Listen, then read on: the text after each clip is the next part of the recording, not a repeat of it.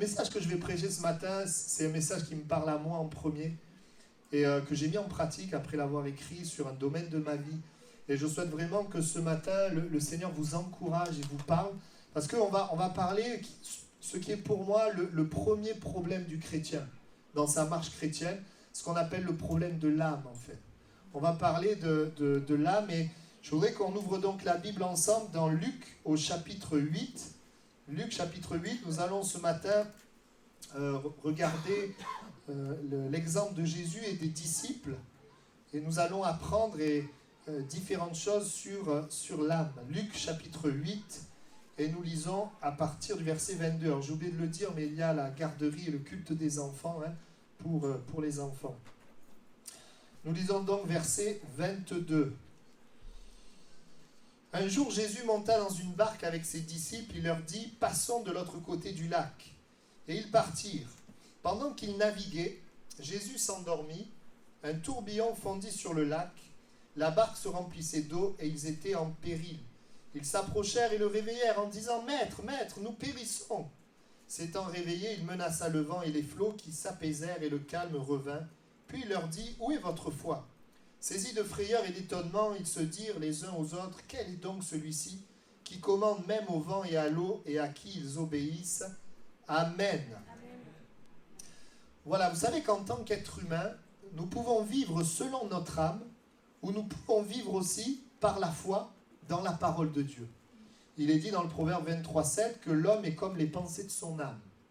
C'est-à-dire que l'homme, il prend souvent la direction de son âme. Alors je fais une précision, qu'est-ce que c'est que l'âme ? Quelle est la définition biblique ? L'âme, ce sont vos pensées, vos émotions et vos sentiments. Vous savez que l'être humain est composé d'esprit, âme et corps. Le corps, c'est ce qu'on voit.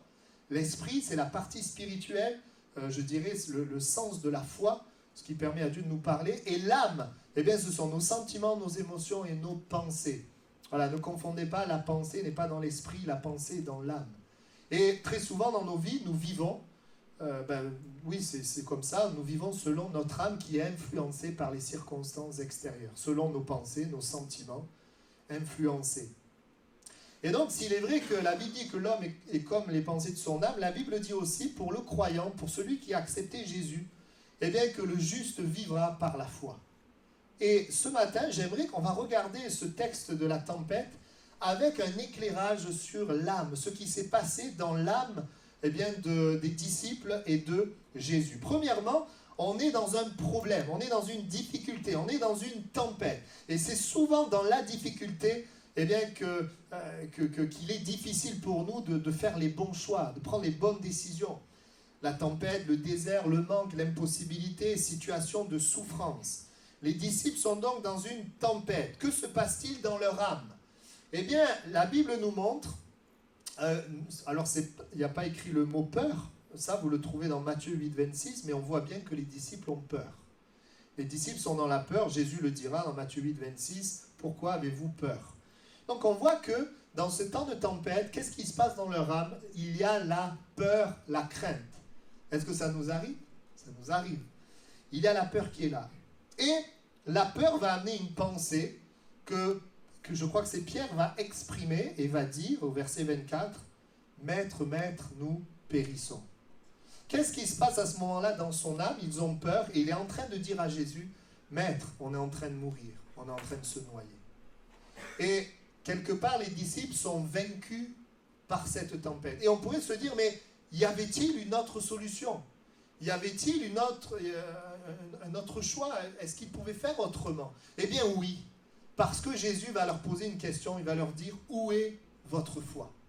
La foi, elle était bien là, mais la foi, voyez-vous, quand Jésus dit « Où est votre foi ?» En fait, Jésus veut leur dire « Mais il faut que vous puissiez placer votre foi. » Et en quoi ils pouvaient placer leur foi ? Puisque la tempête est là, et quelque part, quand Jésus leur dit « Mais pourquoi avez-vous peur ?» On a envie de lui répondre « Tu ne vois pas qu'il y a la tempête, c'est pour ça qu'on a peur. » Mais Jésus va montrer quelque chose. Si vous avez été attentif au texte, Jésus va dire à ses disciples, avant que la tempête se lève, il va leur dire « Passons de l'autre côté. » Donc, Jésus va donner ce que j'appelle la parole de Dieu. Et donc, ils vont aller sur le lac avec la parole de Dieu. Jésus a dit, et si c'est Jésus qui l'a dit, c'est Dieu qui l'a dit, on va passer de l'autre côté. Il y a donc une parole qui est là, et puis une tempête se lève. Et là, il y a un choix. Ce qui est naturel, c'est que nous suivons notre âme. La tempête est là, donc j'ai peur, donc je dis de ma bouche, je suis en train de périr. Mais Jésus voudrait nous apprendre et nous inviter à faire ceci, et c'est pour moi ce qui est peut-être le plus difficile dans la vie du chrétien, apprendre, alors que mon âme est ballottée, apprendre à placer ma foi dans la parole de Jésus. Jésus a dit, passons de l'autre côté, et donc les disciples, ils sont là, et on sait que si les circonstances ont remué le bateau, elles ont aussi remué leur âme. Les circonstances remuent notre âme. Elles amènent toutes sortes de choses, et c'est normal, on n'est pas des robots. On est des êtres humains. C'est normal que dans notre âme, nous ressentons des choses et que nous avons toutes sortes de pensées qui sont là. Mais Dieu veut nous apprendre à placer notre foi dans la parole de Dieu et à ne pas toujours suivre notre âme. Ici, on parle de la peur, mais on parlera de la colère, on parlera de la tristesse, qui sont des émotions qui peuvent diriger notre vie. Et dans ce texte-là, eh bien oui, il pouvait placer confiance dans la parole de Jésus qui a dit « Passons de l'autre côté ». La parole de Jésus est efficace et vraie et réelle. La parole de Dieu est quelque chose de puissant. C'est comme un rocher sûr sur lequel nous pouvons compter. Seulement, c'est invisible. Comme c'est invisible et que par contre la tempête est visible, c'est quelque part très facile de laisser notre âme diriger nos paroles et nos actions. Et ce matin, le Seigneur m'a donné cette parole pour vous. Place ta foi dans la parole, dans le domaine où ton âme est peut-être en train d'être ballottée. Place ta confiance dans la parole et parle, agis selon cette parole. Ce que je vous dis, c'est pas facile. Je suis comme vous, on a des combats, c'est pas facile. Quand ton âme est prisonnière de la colère, c'est pas facile de pardonner, de croire la parole de Dieu.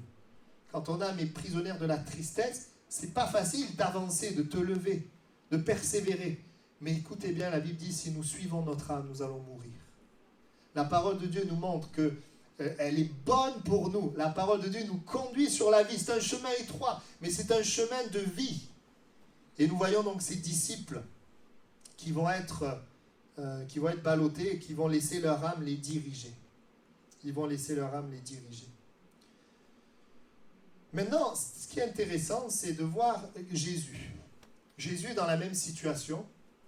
Mais Jésus, lui, n'a pas les mêmes paroles. Les ressentis, la parole de Dieu nous dit qu'il dort. Quand on dort, vous savez, c'est qu'on est en paix. Et quelque part, il vit la même situation, mais Jésus sait ce que Dieu lui a dit. Dieu lui a dit, passons de l'autre côté. Parce que de l'autre côté, il y avait un Gadarénien qu'il fallait libérer. Donc, Jésus ne laisse pas la circonstance, amener la peur s'installer et puis une parole négative, on va mourir.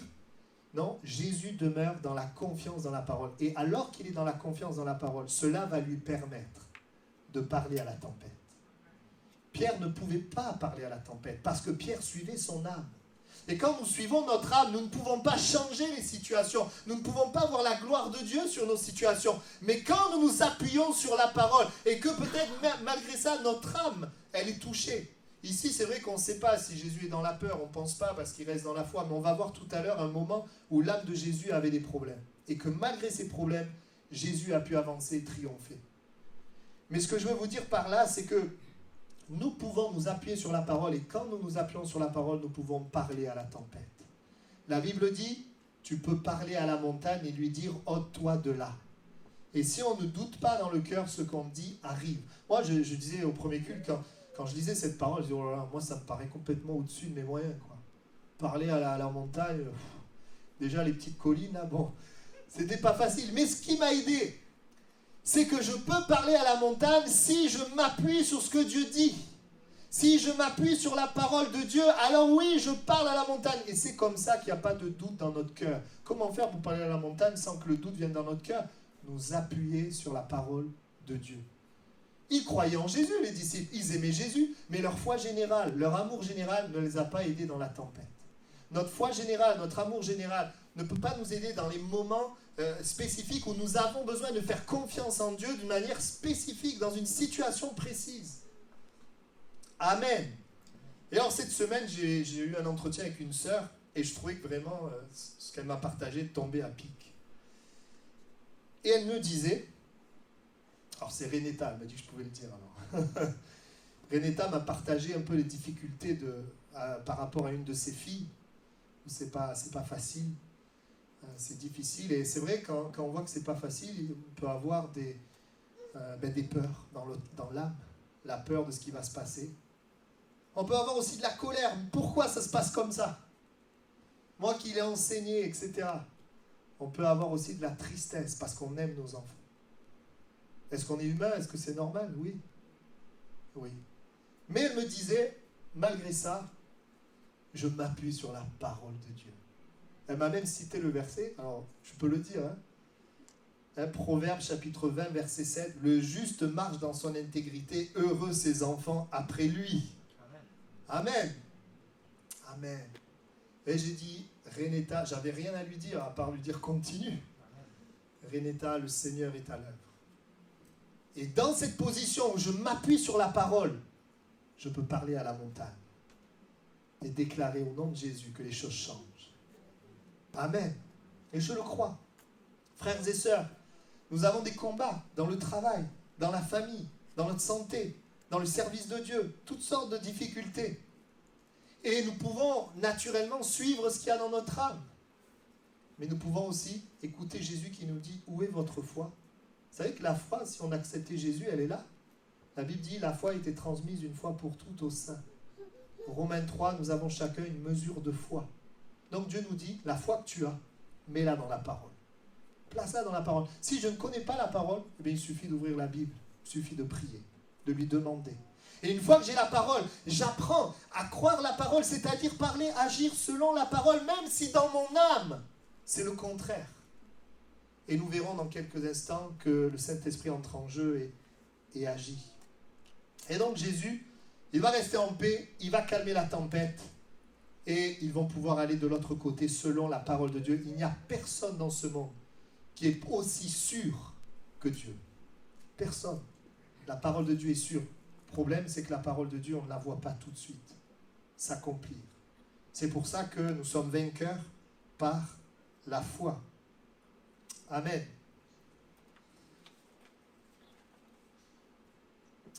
Si tu parles, si tu agis selon ton âme, la tempête te vaincra. Mais si tu parles et tu agis selon la parole de Dieu, c'est toi qui vaincras la tempête. L'âme suit souvent les mouvements extérieurs. L'âme suit ce qui se passe. Il y a dans Hébreux 12.3 un verset qui dit « Que vous ne vous lassiez point, l'âme découragée. » Quand l'âme est découragée, eh bien on se lasse. Et la parole de Dieu nous montre donc que l'âme elle est découragée. Pourquoi? Parce qu'il y a des choses à l'extérieur, ça vient nous décourager et ça nous influence. L'âme dans le grec c'est psuké. Et quand on parle de l'âme, c'est les pensées, les sentiments, etc. Et on voit que oui, l'âme, elle peut être malmenée et nous pouvons suivre finalement ce que nous ressentons ou ce que nous pensons. Et Dieu nous invite, pas forcément lutter contre ça, mais Dieu nous invite à placer notre confiance dans ce que Dieu dit. Il y a Paul qui dit ceci dans Actes 20, 24. Vous allez peut-être au premier abord ne pas voir le rapport, mais je vais vous expliquer. Il dit « Je ne fais pour moi-même aucun cas de ma vie comme si elle m'était précieuse, pourvu que j'accomplisse ma course avec joie et le ministère que j'ai reçu du Seigneur Jésus d'annoncer la bonne nouvelle de la grâce de Dieu. » Paul, il dit « Je ne fais pour moi-même aucun cas de ma vie. » En fait, dans le grec, le mot « vie », c'est « psuké ». En fait, il dit « Je ne fais aucun cas de mon âme. » Pourvu que quoi? Pourvu que je fasse ce que Dieu a dit. Pourvu que je marche selon ce que Dieu m'a dit. Dieu m'a dit, Paul, je me servirai de toi pour parler au roi, etc. Et quand vous lisez la Bible, vous voyez que il est allé vers les rois, même si c'était difficile, même si on lui a dit il y aura des souffrances, il a fait confiance dans la parole. Paul n'était pas un robot, un super-héros. Paul était un homme comme vous et moi qui avait une âme, mais il avait compris quelque chose. C'est qu'il ne suivait pas son âme, il ne faisait pas cas de son âme, mais il dit j'accomplis ma course avec joie, le ministère que j'ai reçu du Seigneur, annoncer la bonne nouvelle, c'est-à-dire je vais dans le sens de ce que Dieu m'a dit. Amen. Vous savez, les chrétiens, nous sommes assez forts pour, je dirais, avoir une foi solide dans notre salut. Quand on rencontre Jésus, on est sauvé. eh bien, le salut, c'est souvent quelque chose qui est certain. Et même s'il y a des combats, des difficultés, on n'est pas là sans arrêt à se dire « Ah ben, je suis plus sauvé, est-ce que je suis encore sauvé ?» Non, on sait qu'on est sauvé. Même si on est à la tristesse, on est sauvé. Il y a la colère, on est sauvé, etc. On a l'assurance du salut. Pourquoi? Parce que notre assurance repose sur la parole de Dieu, ce que Christ a accompli à la croix. Alors peut-être les nouveaux convertis, au début, vous savez, ils ne savent pas trop, ils ne connaissent pas la parole, donc on explique, voilà, quand on est sauvé, ben le Seigneur nous sauve. Après, on marche bien sûr conformément à la parole de Dieu, mais on ne perd pas le salut du jour au lendemain. Vous voyez? Et si les croyants, nous sommes capables de ne pas écouter notre âme, de nous réjouir pour le salut, de faire confiance à Dieu pour le salut, ne pouvons-nous pas faire confiance dans la parole de Dieu pour les autres domaines? Pour notre travail, pour une relation où il y a besoin de pardon, pour la guérison de mon corps ou du corps de quelqu'un, pour le témoignage, que Dieu se serve de moi. Pour tous ces domaines, le Seigneur voudrait que notre foi soit placée dans la parole de Dieu. Une bonne partie du désert dans nos vies consiste à ce que Dieu nous donne des promesses, des paroles pleines de vie qui semblent en décalage avec les situations qu'on vit et ce qu'on ressent ou pense. En fait, en décalage avec ce qui est dans notre âme. Bienvenue à l'école de Dieu. Je suis à l'école comme vous. Et Dieu nous enseigne quoi? Qu'est-ce qu'il voulait enseigner dans le désert? À ne pas suivre leur âme, mais à placer leur confiance dans la parole de Dieu. Et ça, c'est une leçon que Dieu nous apprend, je crois que c'est toute notre vie, pour ne pas parler et agir selon mon âme, influencée par les circonstances des oppositions, mais pour apprendre, malgré ce qui se passe dans mon âme, à placer ma foi dans la parole de Dieu. Un autre moment difficile dans la Bible, le moment le plus difficile pour Jésus, c'était le moment de la croix. Le fait de devoir aller à la croix. Là aussi, on va voir ensemble ce qui s'est passé dans l'âme des disciples et dans l'âme de Jésus. On voit que les disciples, on va parler des 12, ils ont tous dans leur âme de l'amour pour Jésus. Sinon, ils ne l'auraient pas suivi. Ils aiment Jésus et pourtant, malgré cet amour, ils vont l'abandonner. Comme quoi, ce n'est pas parce qu'il y a de bons sentiments qu'on va réussir à faire la volonté de Dieu. Et nous voyons qu'ils aiment Jésus, mais le moment difficile va arriver. Jésus est arrêté. L'opposition va venir. Jésus, leur sécurité, va être crucifié. Donc qu'est-ce qui va se passer dans leur âme? La peur. Nous le voyons dans Jean 20, 19. Après la résurrection de Jésus, alors qu'ils ne savent pas encore qu'il est ressuscité, la Bible dit que le soir de ce jour, le premier de la semaine, les portes du lieu où se trouvaient les disciples étaient fermées à cause de la crainte qu'ils avaient des Juifs. Ils avaient peur, ils se sont enfermés. Ils avaient peur.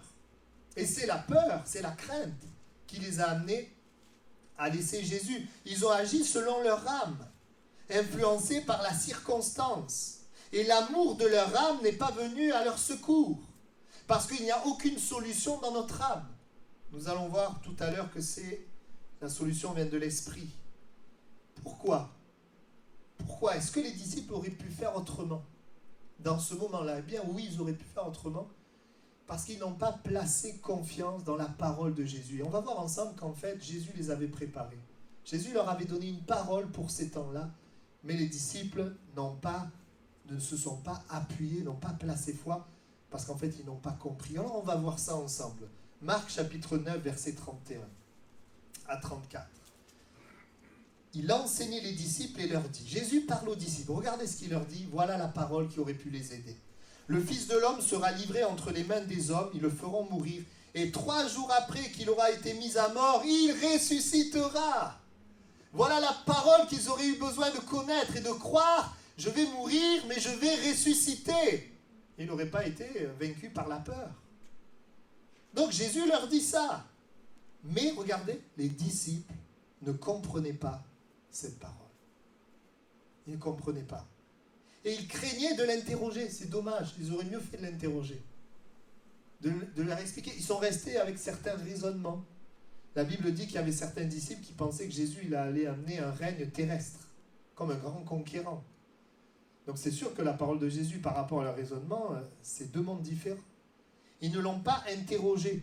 On peut se poser la question, mais pourquoi ils ne l'ont pas interrogé? On lit la suite. Ils arrivèrent à Capernaum. Lorsqu'il fut dans la maison, Jésus leur demanda, « De quoi discutez-vous en chemin ?» Ils gardèrent le silence, car en chemin, ils avaient discuté entre eux pour savoir qui était le plus grand. Vous savez pourquoi ils n'ont pas pu avoir cette parole? Parce que leur âme était remplie d'autre chose. Ils voulaient savoir qui était le plus grand. C'était ça qui était dans leur âme. Et donc la parole de Jésus, ils l'ont mis de côté. Ils ne savaient pas que c'est cette parole qui allait les aider après. Ils n'ont pas compris. Nous avons besoin de comprendre pour croire. Comprendre ce que Dieu nous dit. Placer notre confiance dans la parole de Dieu. Et frères et sœurs, il vaut mieux entendre un message et croire le message qu'en entendre 10 sans jamais en croire un. On a beaucoup de prédications, mais ce qui est important, c'est que nous puissions croire dans la parole de Dieu. Placer ma confiance dans la parole de Dieu. Entendre ne suffit pas, n'aide pas.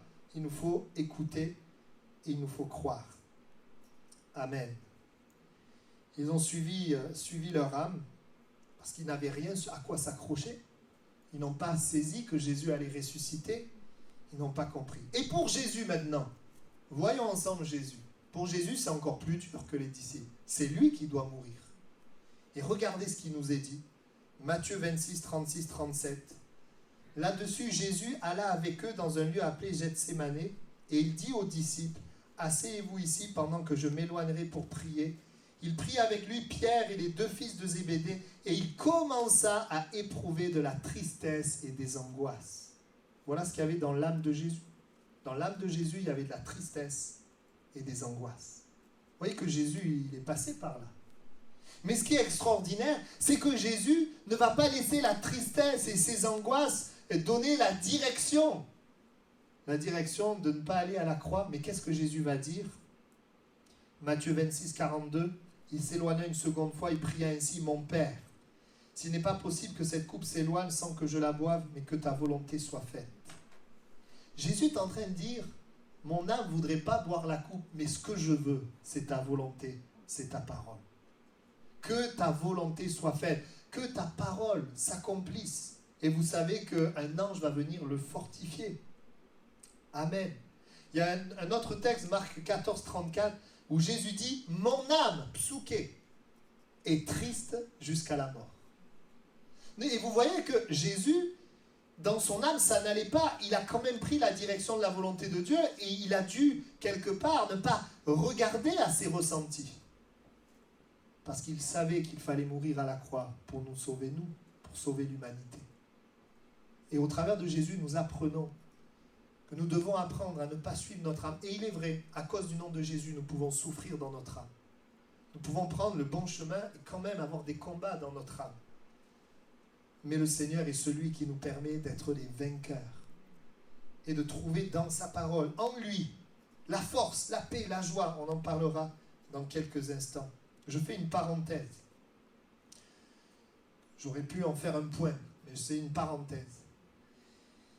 C'est vrai que Jésus place sa foi dans la parole malgré son âme et que nous sommes appelés à placer notre foi dans la parole de Dieu. Pourquoi? Parce que Dieu nous aime. Parce que Dieu nous aime. Il nous aime mieux, il t'aime mieux que toi-même. Il t'aime plus que toi-même. Il sait mieux que toi-même. Toi, tu agis selon ton âme, tes pensées, tes ressentis. Mais ce n'est pas un gage de réussite. Au contraire, la Bible nous dit que celui qui vit selon son âme, il meurt. Mais lui, il t'aime véritablement. Il sait ce qui est bon pour toi. J'expliquais qu'en 2004, alors que je venais de donner ma vie à Jésus, j'étais baptisé en 2003. En 2004, j'aimais Jésus, je marchais avec lui, mais ça n'allait pas dans mon âme. Tristesse, peur, ça n'allait pas. Et les circonstances n'allaient pas. Les circonstances étaient négatives. Et c'est vrai que si je regardais aux circonstances et à mon âme, vous savez ce que j'aurais pu faire? Essayer de trouver une solution ailleurs qu'en Jésus. Mais je me souviens, j'étais assis sur mon lit, je pleurais et j'ouvrais ma Bible. Et le Seigneur, avec son esprit et sa parole, eh bien, me montrait un chemin. Et j'ai décidé de m'appuyer sur la parole, malgré ce qui se passait dans les circonstances et ce qui se passait dans mon âme. Et j'ai bien fait. Alléluia. Parce que Dieu m'a béni au-delà de ce que je pouvais penser et imaginer. Mais au-delà de la bénédiction qu'il m'a donnée, dans ces moments-là, j'ai appris une grande leçon qui m'a servi Et je continue d'apprendre, eh bien, à placer ma foi dans la parole de Dieu.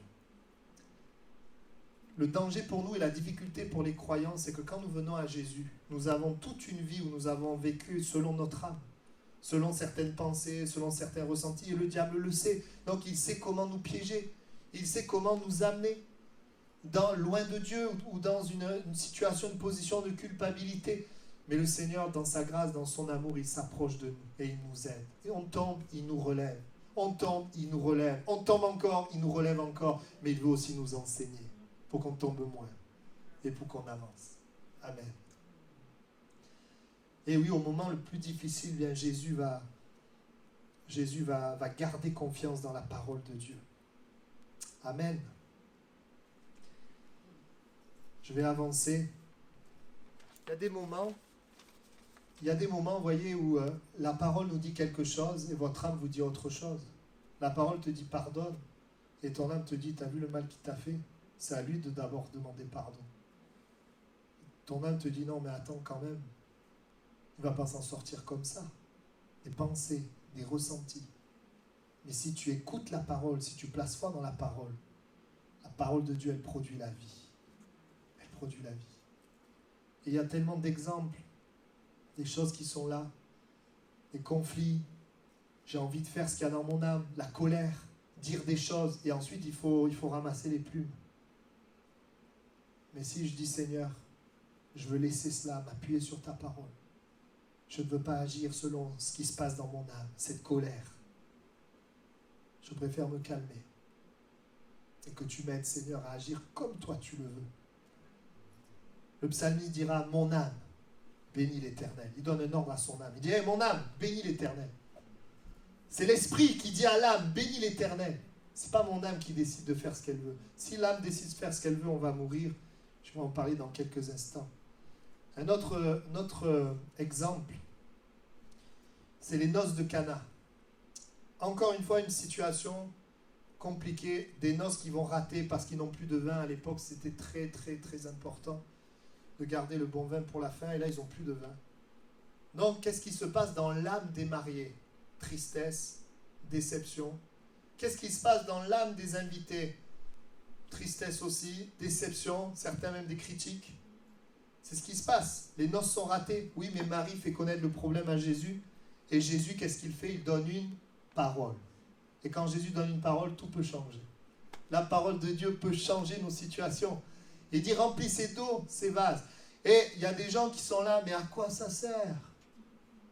À quoi ça sert remplir d'eau? On n'a pas un problème d'eau, mon ami, on a un problème de vin. Mais il y en a, ils savent que c'est Jésus. Ils obéissent à la parole de Jésus. Et quand ils obéissent à la parole de Jésus, c'est-à-dire qu'ils vont au-delà de ce qui se passe dans leur âme, de la déception, de l'incompréhension, des raisonnements, ils écoutent Jésus. Qu'est-ce qui se passe? Jésus change l'eau en vin, et à cause de la foi de ces gens, tous les autres ont été bénis. Amen. C'est la même chose avec Gédéon. Gédéon, Dieu lui dit, tu es un vaillant héros, tu vas gagner le combat. Et Gédéon, il prend des hommes avec lui, et Dieu dit, bon, tous ceux qui ont peur, qui rentrent chez eux, tous ceux qui écoutent leur âme, qui rentrent chez eux. Mais en fait, moi je suis sûr, ils avaient tous peur, hein, parce qu'ils étaient 32 000 contre plus de 120 000. Est-ce que vous imaginez? Et donc, il est dit que ceux qui ont peur sont partis, et qu'il en est resté 10 000. Donc, il y en a 22 000 qui sont partis. Les 10 000 qui sont restés, ils avaient peur comme les autres, mais ils n'ont pas écouté leur âme, ils ont écouté la parole de Dieu. Et qu'est-ce qui s'est passé? Alors après, ils ont réduit encore à 300. Eh bien, écoutez bien, avec les 300, Dieu va donner la victoire pour tout le monde. Et c'est ça que je voudrais que tu comprennes. Si toi, tu crois dans la parole, malgré ce qui se passe dans ton âme, tu auras une victoire pour toi et pour les gens qui sont autour de toi. Amen. Mais c'est difficile, je suis honnête avec vous. Ce que je vous prêche, c'est difficile pour moi. D'aller contre mon âme. De ne pas laisser mon âme me diriger, de parler et d'agir selon la parole de Dieu. J'ai pris une décision en fin d'année, j'ai dit je vais être reconnaissant. Parce que je dis l'année dernière, non, il y avait trop de...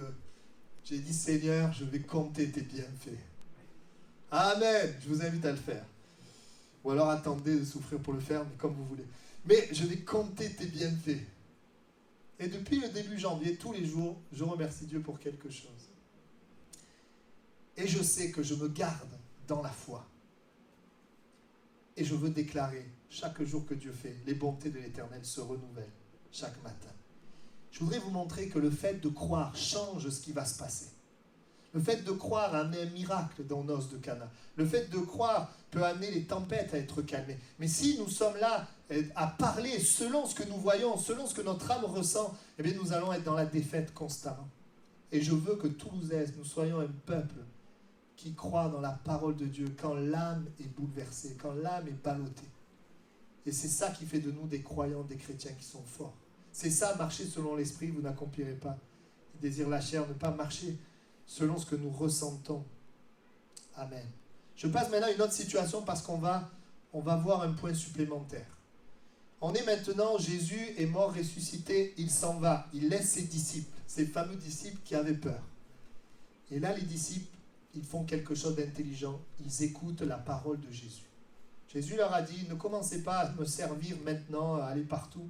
Non, vous allez d'abord rester là, je vais vous envoyer le Saint-Esprit. Donc ils vont se retrouver et ils vont prier. Pourquoi ils font ça? Ils sont en train de placer foi dans la parole de Dieu. Et quand ils font ça, il se passe quelque chose, ils sont remplis du Saint-Esprit et ils vont annoncer la parole de Dieu. Et qu'est-ce qu'on trouve après ça? Encore des oppositions. La Bible dit, Actes chapitre 4, versets 1 à 3, tandis que Pierre et Jean parlaient au peuple, survinrent les sacrificateurs, le commandant du temple, les Sadducéens, mécontents de ce qu'ils enseignaient le peuple, et annonçaient en la personne de Jésus la résurrection des morts. Ah, cette fois, il annonce la résurrection, maintenant qu'ils l'ont compris. Ils mirent les mains sur eux, et ils les jetèrent en prison jusqu'au lendemain. C'était déjà le soir. Ils retrouvent l'opposition, mais ce n'est plus les mêmes disciples, ce n'est plus les disciples qui écoutent leur âme. C'est des disciples qui marchent selon la parole, et qui écoute l'Esprit de Dieu. Et ce qui est intéressant, on le voit aussi à un moment donné, Pierre dans une prison, quand il va être en prison, je crois que ce n'est pas cette fois-là, mais un autre moment, alors qu'il doit être exécuté, la nuit il dort. Voilà, il est en paix. Pourquoi? Ce n'est pas des robots, ce n'est pas des gens extraordinaires. C'est simplement qu'ils placent leur confiance dans la parole de Dieu. Et qu'est-ce qu'on voit? Donc, il y a des menaces, etc. Donc, normalement, dans l'âme, qu'est-ce qu'il doit y avoir? La peur, peut-être la colère, la tristesse, mais ils font ce que Jésus leur dit. Et alors, c'est intéressant, ils vont dire au Seigneur, écoute Seigneur, nous, on veut annoncer ta parole, on veut faire ce que ta parole dit. Il dit, voilà leurs menaces et donne à tes serviteurs d'annoncer la parole avec assurance. Et la Bible dit, et là, c'est le point supplémentaire que je voudrais rajouter, que le Saint-Esprit va les visiter. Ils vont être remplis de l'Esprit et ils vont continuer. Maintenant, écoutez bien. S'il est vrai que nous sommes appelés à placer notre confiance dans la parole, c'est le Saint-Esprit en nous qui va nous permettre d'arriver à parler et agir selon la parole de Dieu. Si j'essaye par moi-même, sans relation avec Dieu, sans le Saint-Esprit, sans avoir accepté Jésus, ça ne marche pas. C'est impossible. Mais si j'accepte Christ dans ma vie, alors l'Esprit de Dieu habite en moi, je suis né de nouveau. Et plus que ça, je crois que cet Esprit peut se manifester. Je reçois le baptême de l'Esprit. Cet Esprit qui est en moi, c'est un esprit de force qui me permet d'agir selon la parole de Dieu. Et tout à l'heure, on a prié au premier culte pour que plusieurs soient baptisés de l'Esprit. J'ai eu 5-6 mains qui se sont levées. Jésus veut te baptiser du Saint-Esprit. Parce que si c'est vrai, il te dit, place ma foi dans ma parole, c'est l'Esprit de Dieu en toi qui te donne la force de pouvoir continuer et avancer. Parce que c'est une chose de faire ça un jour, c'est autre chose de faire ça jusqu'à ce qu'il se passe quelque chose. Nous avons besoin du Saint-Esprit. Et j'aimerais vous montrer que le Saint-Esprit, lorsqu'il est là, la Bible nous dit que nous sommes fortifiés. La Bible dit que quand nous prions en langue, en esprit, nous nous édifions nous-mêmes. La Bible dit que c'est comme ça que nous pouvons édifier l'Église. Le Saint-Esprit. Nous ne pouvons pas nous édifier avec l'âme. Même nos bonnes intentions. Moïse avait une bonne intention, il voulait libérer le peuple, mais il a échoué. Parce que ce qui était à l'origine de son intention n'était pas l'esprit, mais c'était son âme. Et nous avons besoin que l'esprit soit à l'origine des choses. L'âme, Dieu nous l'a donnée. Et on va voir que l'Esprit de Dieu peut agir dans notre âme. La Bible dit par exemple que Jésus il va tressaillir de joie par le Saint-Esprit. C'est-à-dire qu'il y avait une joie, il peut y avoir la joie de l'âme. La joie de l'âme, on la voit avec l'homme qui dit « Mon âme, j'ai beaucoup amassé, je suis heureux, etc. » Ça, c'est la joie de l'âme, des biens matériels. Mais il y a la joie de l'esprit. La joie de l'esprit, c'est que l'Esprit de Dieu agit dans le cœur de Jésus. Il y a une joie, et cette joie, il le dit, Je me réjouis de ce que tu as caché ces choses aux sages, aux intelligents, tu les as révélées aux enfants. Donc en fait, on ne doit pas suivre notre âme. Nous devons suivre l'Esprit et l'Esprit de Dieu peut agir dans notre âme. Jésus l'avait dit, il était ému de compassion. Donc il y avait quelque chose qui se passait dans son âme. Mais ce qui était à l'origine de son ministère, du fait de guérir, de délivrer, ce n'était pas son âme, ce n'était pas un désir d'aimer. C'est l'Esprit de Dieu. L'Esprit est sur moi parce qu'il m'a oint pour délivrer les captifs, pour guérir les cœurs brisés, etc. C'est l'Esprit de Dieu. Et quand la parole de Dieu nous dit dans Galates, elle dit le fruit, c'est l'amour, la paix, la joie. Il n'est pas dit le fruit de l'âme, c'est l'amour, la paix, la joie. Il est dit le fruit de l'esprit. C'est l'amour, la paix, la joie, etc. C'est-à-dire que l'esprit amène l'amour, la paix, la joie, la patience, la bonté, la maîtrise. Tout cela. Mais ce n'est pas parce qu'on a la joie que ça vient forcément de Dieu. J'espère que vous me suivez, que vous n'êtes pas perdu. Je vais revenir. Il fut rempli du Saint-Esprit et on voit, oui, que l'Esprit de Dieu est important, non seulement pour vaincre la situation, mais aussi pour renouveler ce qui se passe dans notre âme. Comment nous pourrons aimer les gens, aimer ce monde, prier pour la guérison sans l'action du Saint-Esprit dans nos vies? Ce n'est pas possible. Vous savez, sans le Saint-Esprit, l'homme, la chair est égoïste, centré sur soi. Nous avons besoin de l'Esprit de Dieu, qui est un esprit d'amour, un esprit de force, un esprit de sagesse. Où est votre foi? Où places-tu ta foi? Je désire placer ma foi dans la parole de Dieu. Et nous voyons dans la Bible que les disciples pouvaient avoir des pensées qui venaient de l'esprit, comme ils pouvaient avoir des pensées qui venaient de leur âme. Par exemple, Pierre va dire, quand Jésus va dire qui je suis, il dit tu es le Christ, le Fils du Dieu vivant. Jésus lui dit, ça là, ça c'est pas ton âme qui l'a révélé. Ça, c'est pas la chair et le sang qui l'ont révélé, c'est mon Père qui est dans les cieux. Ce que tu dis là, ça c'est le Saint-Esprit qui fait. Et juste quelques temps après, quand Jésus dit je dois aller mourir, Pierre il dit non, ça ne t'arrivera pas. Alors là maintenant il lui dit, ça là, ça c'est pas l'Esprit de Dieu. Arrière de moi Satan, ça c'est la pensée du diable. Le même personnage, à 4 versets près. À un moment donné, sa pensée, c'est l'Esprit qui conduit, à un autre moment donné, c'est son âme. Et quand Jésus, vous vous rappelez, il veut laver les pieds des disciples, et que Pierre il dit, ah non, moi tu ne me laves pas les pieds. Hein. C'est très louable, parce qu'il aime Jésus, il ne veut pas que Jésus s'abaisse, mais ce n'est pas la pensée de l'Esprit. Il dit, bon, ben alors tu n'auras pas de part avec moi. Alors là, il dit, ah non, ben alors les pieds, la tête, tout. Non, mais il n'y a pas besoin, juste.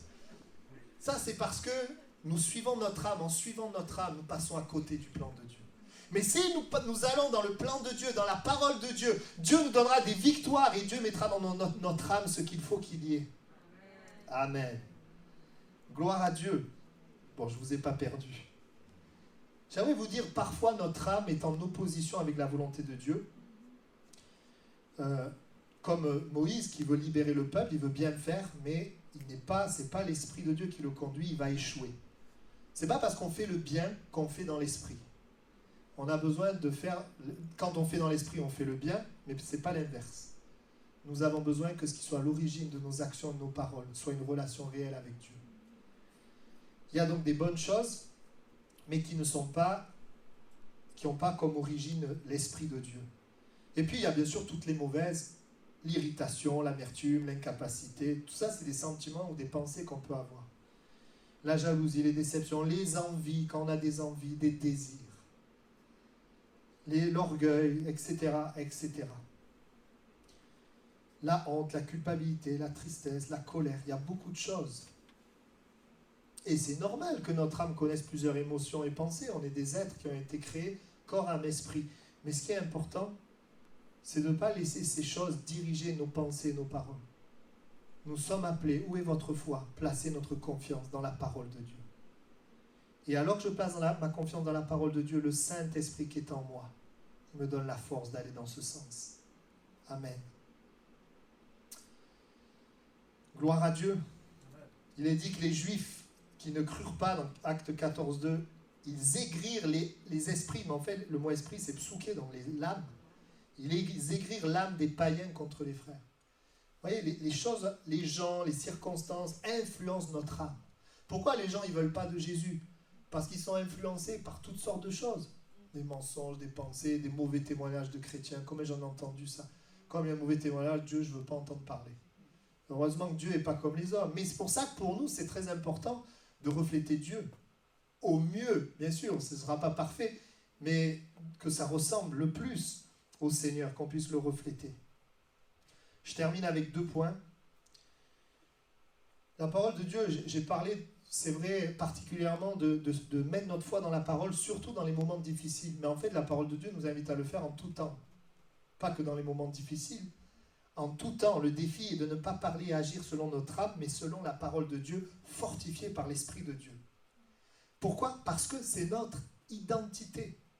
Quand nous avons accepté Jésus-Christ comme notre Sauveur, l'Esprit de Dieu est venu en nous et nous pouvons nous associer à Paul qui dit « Maintenant, je vis dans la foi au Fils de Dieu ». C'est-à-dire, je ne vis pas selon mon âme. Je vis dans la foi, c'est-à-dire dans la foi dans les paroles de Jésus, les paroles de Dieu. Je vis maintenant une vie par la foi, dans les paroles. Et après, Dieu fait ce qu'il faut dans mon âme, et bien sûr, l'âme, elle a une place. Mais ce qui est important, c'est que je marche et je vis par la foi. C'est plus le moi qui vit, mon âme, mes désirs, etc. C'est Christ qui vit en moi. Les désirs de Christ et les désirs de Christ, je les connais par la parole de Dieu et par le Saint-Esprit. Amen. Et je termine donc avec ce dernier exemple. Nous sommes donc entre la première fois où il y a eu la tempête et la crucifixion de Jésus, entre ces 2 moments. Il y a ce moment où, vous savez, Jésus il va marcher sur l'eau et aller vers ses disciples. Vous vous souvenez de ce moment ? Et là, qu'est-ce qui se passe ? Eh bien, l'âme des disciples est bousculée. Ils voient quelqu'un marcher sur l'eau, je ne sais pas moi. Ils commencent à avoir peur. Et ils crient « Ah, c'est un fantôme !» Ils ont peur, leur âme est prisonnière. Mais cette fois-ci, il y a quelque chose qui va changer. Pierre, il va dire à Jésus, si c'est toi Jésus, alors dis-moi de venir vers toi. En fait, Pierre va demander une parole. Pierre va chercher quelque chose sur lequel placer sa foi. Il cherche autre chose que son âme, parce que là, pour le moment, il n'y a que la peur. Mais il cherche une parole. Et Jésus lui dit quoi ? Jésus lui dit, viens. Jésus lui donne une parole. Et Pierre, alors qu'il est dans la même situation que tout le monde, l'âme est là dans la peur, il y a aussi, là, alors c'est pas une grosse tempête, mais il y a des vents, des flots, etc. Alors qu'il est là, il décide de placer foi dans la parole de Jésus, il sort de la barque et il commence à marcher sur l'eau. Qu'est-ce qu'il a fait ? Il a placé sa foi dans la parole de Jésus. Mais comment il a fait ? Il a cherché la parole de Jésus. Frères et sœurs, c'est ce qu'on doit faire chacune dans nos situations. La semaine dernière, j'ai fait ça. Il y avait une situation d'une sœur. Des fois, c'est simple, on sait la parole, mais des fois, c'est compliqué. Alors, on prie, on cherche le Seigneur. Seigneur, qu'est-ce que tu veux ? Qu'est-ce que tu attends ? Qu'est-ce que ta parole dit ? Quand on cherche, on trouve. Amen. Si on ne cherche pas, on ne trouve pas. Mais si on cherche, on trouve. Et on avance sur la parole, pas sur ce qu'on ressent, pas sur ce que les gens me disent, etc. Bien sûr que Dieu, il peut se servir des uns et des autres, de toutes sortes de choses pour nous parler. Mais on avance sur la parole de Dieu. Et qu'est-ce qui va se passer ? Il vit le miracle. Il marche sur l'eau. Nous serons toujours gagnants à placer notre confiance dans la parole plutôt que de suivre ce qui se passe dans notre âme. Et Dieu va nous y aider. Amen. Après, vous savez qu'il marche sur l'eau, mais il se remet à regarder à la tempête. Ça, c'est nous, hein. Un coup, on est... Il se remet et il s'enfonce. Et là, en fait, c'est intéressant, il se remet, il a peur et il s'enfonce. Mais, hop, il ressent ses regards vers Jésus et Jésus le relève. C'est pas facile. Frères et sœurs, je sais que c'est pas facile. Moi, dans ma vie, c'est pas facile de ne pas suivre notre âme. Mais c'est une question de confiance, une question de foi.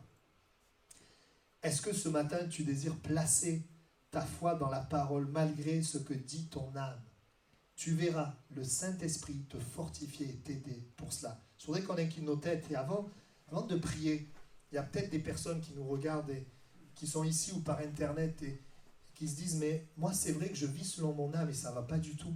Je vis en fonction de ce que je vois autour de moi, de ce que mes parents me disent, de ce qu'on me dit là-bas, de ce que je ressens. Et ça ne va pas du tout. Je ne construis rien. Il y a tout qui se détruit. Et moi, je voudrais... Oui, la parole de Dieu, les proverbes, les paroles de Jésus sont des paroles de sagesse pour réussir notre vie. Moi, je voudrais maintenant suivre ça. Mais pour ça, il faut d'abord que tu donnes ta vie à Jésus.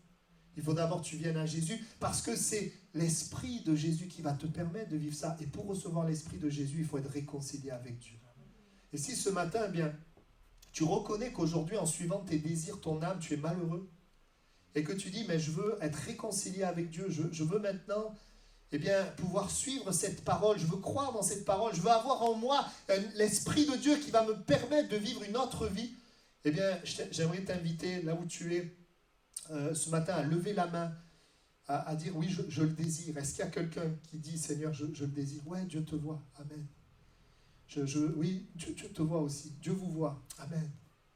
On va prier. Puis ceux qui écoutent aussi par vidéo, vous pouvez aussi prier et dire, Seigneur, je veux te chercher, je veux te connaître.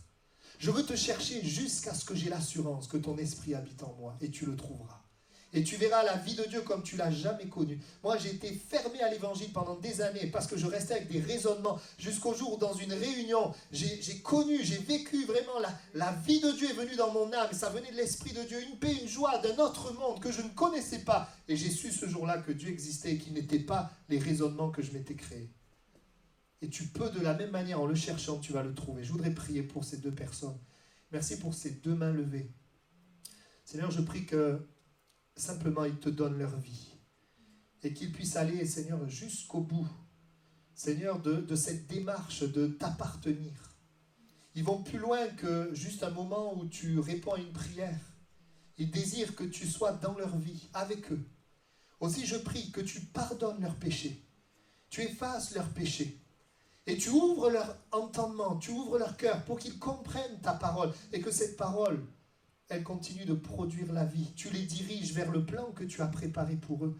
Merci ce matin de pardonner leurs péchés et de leur ouvrir le ciel, de mettre dans leur cœur la certitude et l'assurance de la vie éternelle, de justement mettre cette joie qui n'est pas la joie du monde, mais une joie de l'esprit. Merci de les toucher, de les bénir. Et vous qui avez levé la main, croyez dans votre cœur que Dieu vous écoute. Il vous pardonne, il communique sa joie, il communique une assurance dans vos cœurs. Il y a quelque chose qui se passe. Amen. Amen. Et je voudrais faire un appel pour tous les croyants. Alors moi, j'ai répondu déjà à l'appel avant de la prêcher, la prédication. Parce que dans un domaine de ma vie, je suis allé chercher une parole et j'ai dit, Seigneur, même si mon âme me dit ça, je vais croire ce que tu dis.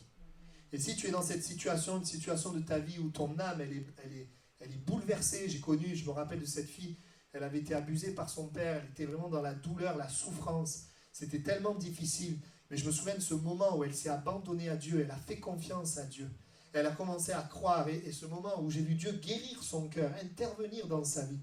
Le Seigneur est tout puissant aujourd'hui pour te permettre de ne pas subir ce qui se passe dans ton âme, mais te permettre, avec l'aide de l'Esprit de Dieu, de marcher dans la parole. Nous ne marchons pas dans la parole comme des religieux qui suivent des lois. Nous marchons dans la parole de celui qui nous aime, de celui qui a le meilleur pour nous, de celui qui nous connaît mieux que nous-mêmes, de celui qui a un plan pour nous, de celui qui connaît l'avenir, de celui qui connaît toutes choses. Nous marchons dans la parole de ce Dieu-là. Et je voudrais t'inviter là où tu es à dire, Seigneur, je place ma foi dans la parole de Dieu. Donne-moi la victoire sur mon âme. Donne-moi la victoire. C'est un apprentissage. Si c'est ton cas, je te demande de lever la main là où tu es, que ce soit par rapport à ta santé, à ta famille, à ton travail. Ouais, Dieu vous voit, vous pouvez la baisser une fois que vous l'avez levée. Que ce soit par rapport à un combat, soit dans... Je ne sais pas, mais que tu dis, Seigneur, je te fais confiance. Je te fais confiance. Je marche sur la parole de Dieu. Amen. On prie ensemble.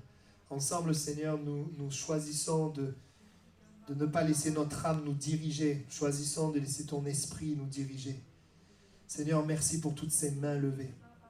Je prie, Père, pour que tu les aides et que tu m'aides à persévérer dans ta parole, particulièrement quand ça ne va pas dans notre âme, quand c'est difficile, quand les circonstances veulent nous parler et mettre dans notre pensée les pensées qui sont contraires à ta parole. Aide-nous, Seigneur, à rester, Seigneur, dans ta présence et à persévérer dans la foi. Je veux déclarer, Seigneur, je veux déclarer la puissance de Dieu, des chrétiens forts dans l'esprit, dans la parole, Seigneur, qui sont vainqueurs sur leur âme. Tu nous permets, Seigneur, d'avancer dans la foi. Merci pour chaque situation. Je déclare que par la foi dans ta parole, nous renversons les montagnes, nous faisons taire les tempêtes.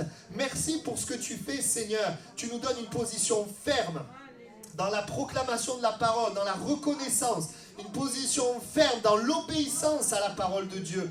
Merci pour ce que tu fais ce matin. À toi toute la gloire. Amen. Je voudrais donner un dernier sujet de prière, mais avant cela, juste vous donner cet exemple, il me vient maintenant. Vous voyez, il y a des moments où le diable veut nous amener dans le compromis. Et vous savez, quand il y a un compromis, il y a toujours un avantage. Où ton âme dit oui, tu vas être plus riche, tu vas avoir plus ça, tu vas avoir ci ou ça. Mais ne laisse pas dans ces moments-là ton âme te diriger. Mais laisse la parole de Dieu te diriger. Même si c'est contraire à ton âme. Si tu travailles, on te propose un travail au noir pour avoir de l'argent, mais refuse ça. Ton âme dira super, tu auras de l'argent, tu vas t'en sortir, mais c'est pas vrai. Parce que celui qui n'est pas droit, eh bien, il accumule des problèmes. La Bible nous le dit dans les proverbes. Mais que tu puisses dire non, Seigneur, ça, c'est pas la voie de Dieu. Moi, je vais suivre ce que toi, tu m'as dit de suivre. Que mon âme aime ou que mon âme n'aime pas, je veux suivre ce que ta parole dit.